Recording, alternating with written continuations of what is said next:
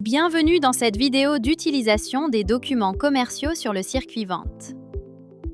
Lorsqu'un devis est créé et qu'il est validé par le client, une colonne « Étape avant la facturation » permet de gérer d'autres fonctionnalités, c'est la colonne « Commande vente ».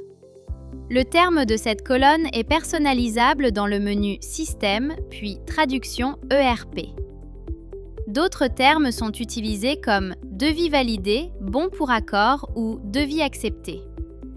Verrouillez le cadenas du devis, glissez Lâcher la vignette dans la colonne.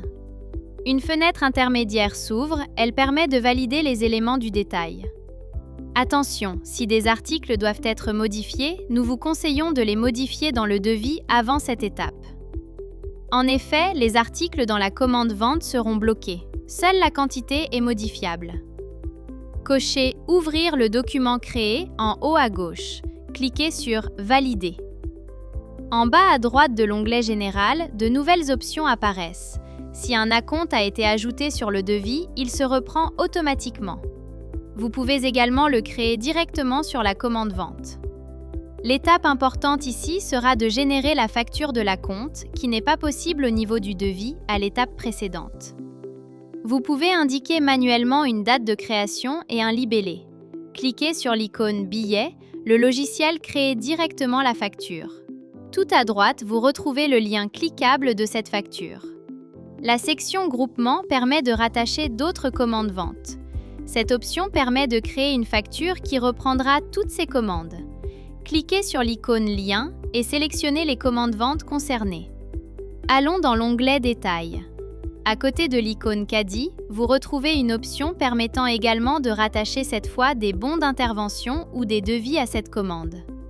Les articles de ces documents seront intégrés automatiquement dans cette nouvelle commande.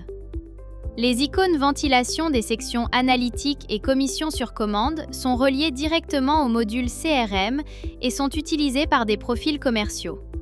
Nous les étudierons dans le module dédié au CRM. Les icônes XT Sheet, planning des ressources et afficher le planning des ressources sont également reliées à d'autres modules.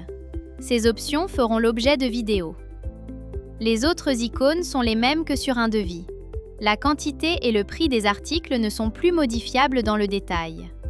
Vous pouvez cependant rajouter de nouveaux articles grâce aux icônes de recherche. Pour rappel, pour programmer l'intervention à la suite de ce devis validé, allez dans le 5e onglet « Intervention ».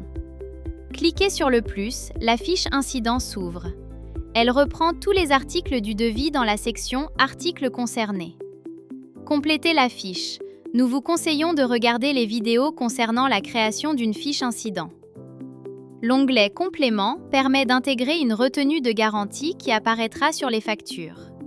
Cela ne concerne que les chantiers avec facture de situation. C'est tout pour cette vidéo.